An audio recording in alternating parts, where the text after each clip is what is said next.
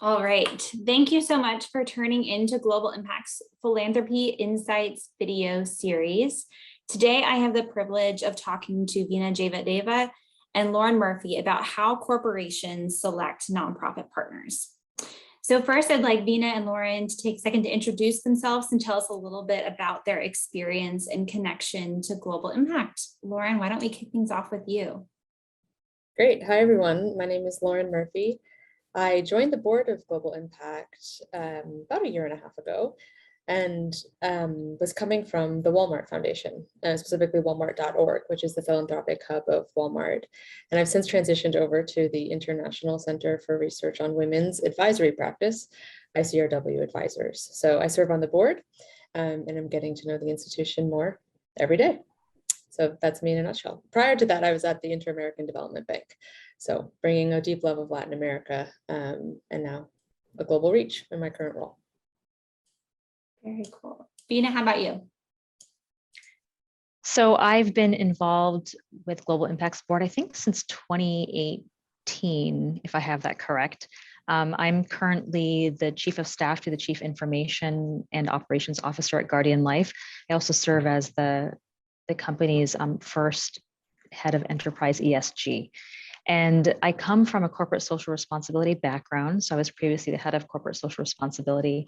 And before CSR, I did a lot of work in international development. I'm at international organizations, but also on the nonprofit side. I'm specifically focusing in on microfinance. And so the work that Global Impact does in terms of supporting corporations in trying to figure out strategies and ways for them to amplify their philanthropic efforts and employee engagement efforts, as well as their services in terms of supporting nonprofits, is absolutely just up my alley in terms of the kinds of work experiences that I've had in my career thus far. Well, we are so happy to have you both as board members, and I think we'll add a lot of depth to this conversation, being that both of your backgrounds are so robust and come from kind of the two lenses that we're looking at here: a company looking to identify nonprofit partners and nonprofits seeking that funding from companies to support their work. So let's kind of just kick things off with what are some of the reasons a company would be looking to partner with a nonprofit, and what are some of the most frequent type of partnership requests that you receive? Veena, you want to kick things off? So I think there's just so many reasons why a company might want to partner with a nonprofit organization. And it can run the gamut, quite frankly. I mean, you kind of have the check the box of, I think this is going to be good from a marketing perspective. Like, let's find a nonprofit that we can provide a grant to, and it's kind of one and done, and that's it. And that's not really about building strategic, partnerships and building a real relationship with the community. On the other hand, there are organizations that are looking for ways in a business aligned way to partner with community organizations that where the company's expertise and skill set can really come into play in terms of supporting the nonprofit partner, whether it's through employee engagement, which is volunteerism, whether it's skill-based or not. It could be executive engagement. I think there's also opportunities where companies are really looking for community partners from an inclusion diversity standpoint to help diversify their talent pipeline.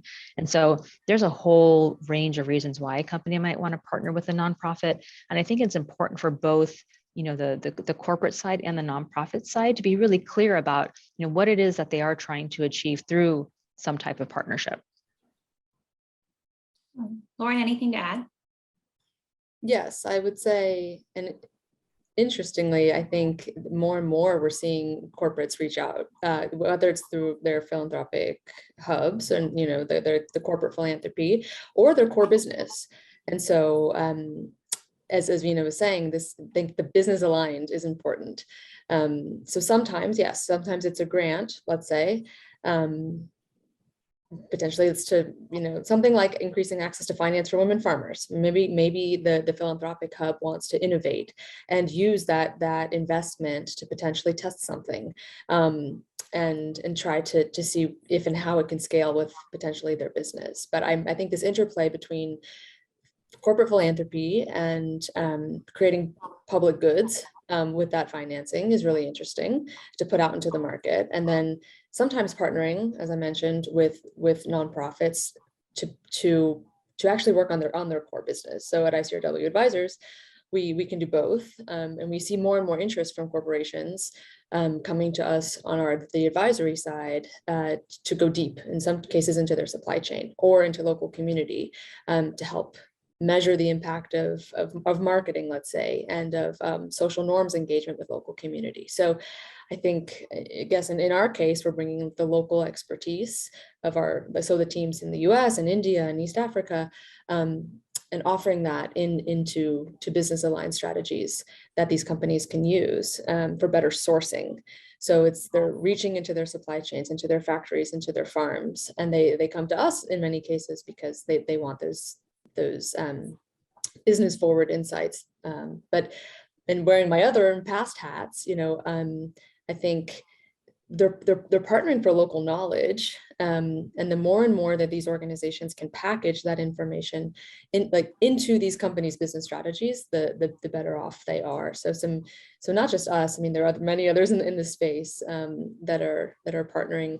I think I'm saying the collective of nonprofits that are working in the space. So we have bringing the research skills, research evaluation, strategy building, and so I think it's that mix of deep and close contact with local community, and then an ability to synthesize that information and offer it up for business insights that companies can act on.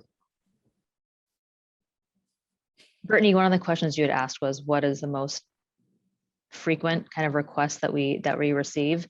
And so we do primarily, we do domestic grant making, and so it's a little bit different, but I will say that just in terms of the volume of requests we get, they still tend to be on the sponsorship side. So will you please sponsor this event? We'd love to partner with you. And so when that is sort of like the first way they're trying to get in, I would say, and you have to know, you have to know the corporation you're trying to approach, may not be the most effective way to get your foot in the door, but I would say volume wise, that's certainly what I see.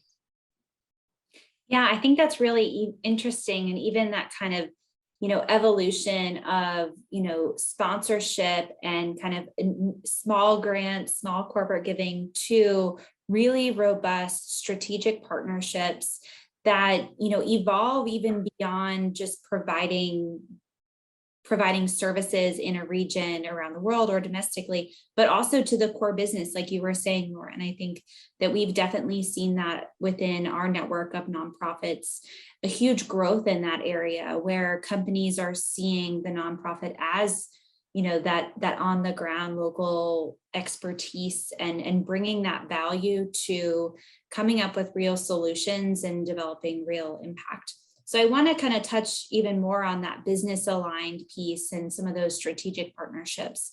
One of the things that we often have companies coming to us for, and then, helping to advise nonprofits to fit within this. But, companies are often looking to design this CSR framework of sorts, how and trying to align all of those different things with that.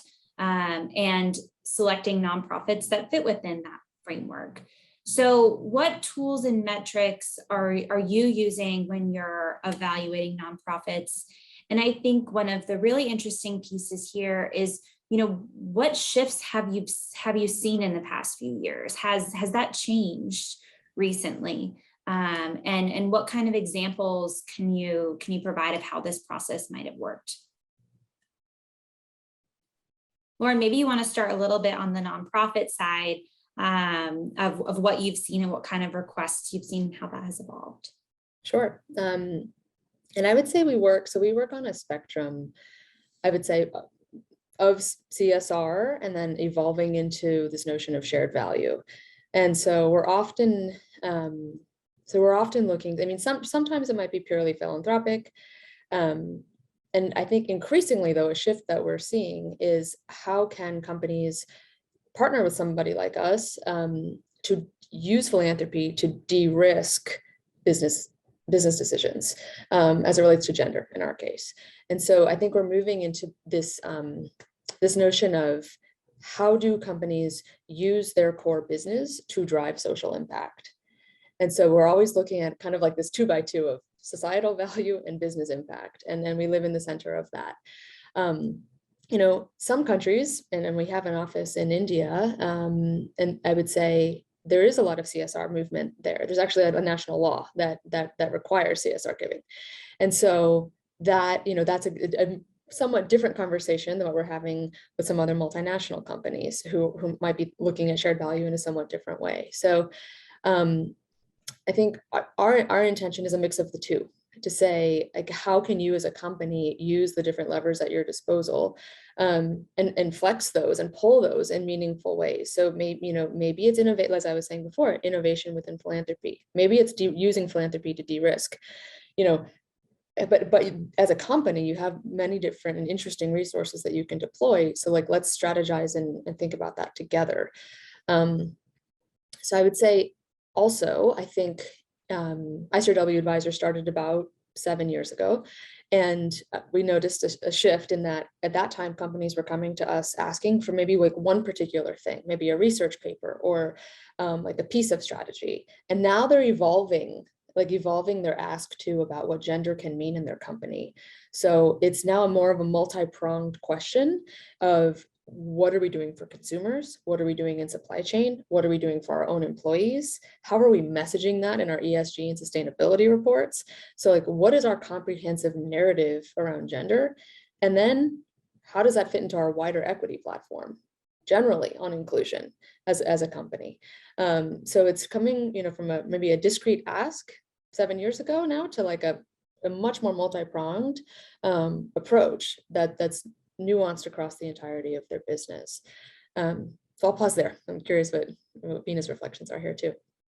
I agree. I mean, I've seen a shift from having just smaller grants that maybe are sprinkled everywhere locally, and moving to not completely moving away from small local grants, but having fewer of them, and really thinking about from an enterprise perspective, how do you have larger strategic grants that, like you said, Lauren, it's not about having a particular ask up front. It's about much more kind of collaborative process where you're bringing in your business partners and you're bringing in obviously your, you know, philanthropic colleagues, and then you have the nonprofit there. And it's much more of a discovery process to figure out, right, is there an alignment with the business? You know, are there ways in which the business can support the nonprofit beyond just the dollars?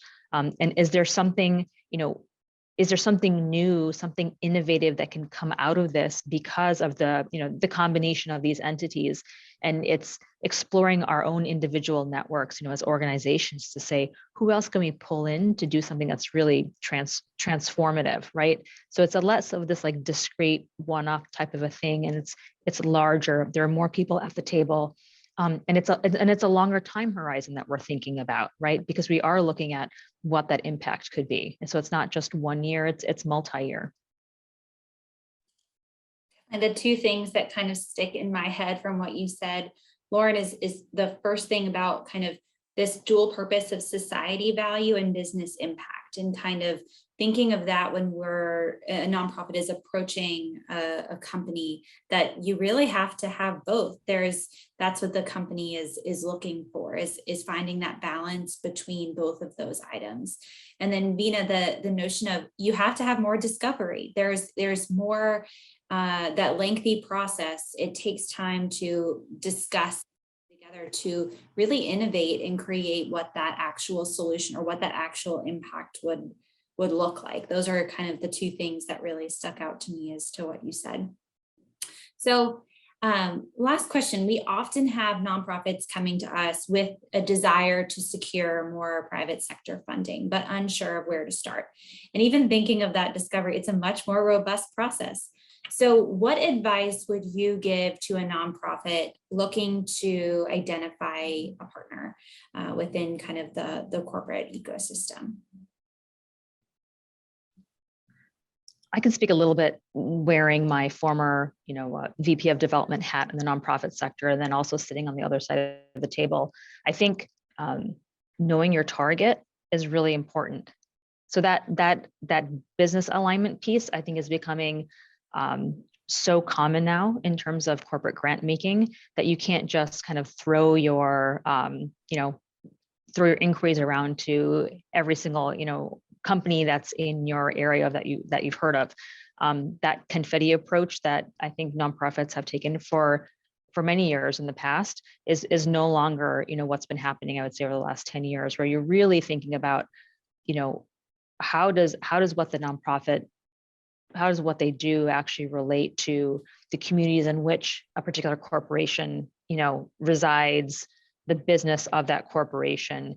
Are there opportunities for value add, right? It's not just the ask, it's also, this is what we can do for you. And that's where the real relationship piece of it comes, right? So this is not a transactional type of a relationship, but that comes with, doing the research and really understanding, where those possibilities could be. So there's a lot more work that goes into it up front. But I think at the end, it means that you're just more targeted and your efforts are just that much more fruitful when you're taking this more thoughtful approach. I would add to that only, to say that now that I'm currently on that side of the table, I think it's this dance between and we here too, it's what are we uniquely good at? What are we uniquely good at, and getting very crisp on what is our client value proposition.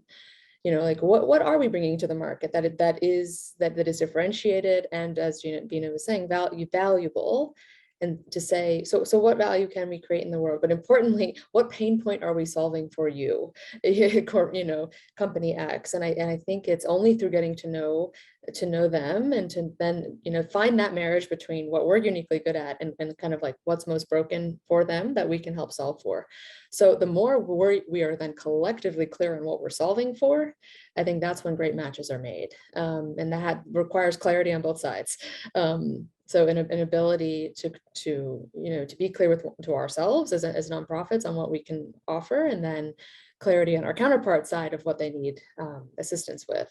And also just to say, a willingness to explore different business models. I think I came a year ago, as mentioned, to ICRW, and because I was so intrigued in part by this business model of being a fee-for-service consulting firm within a nonprofit.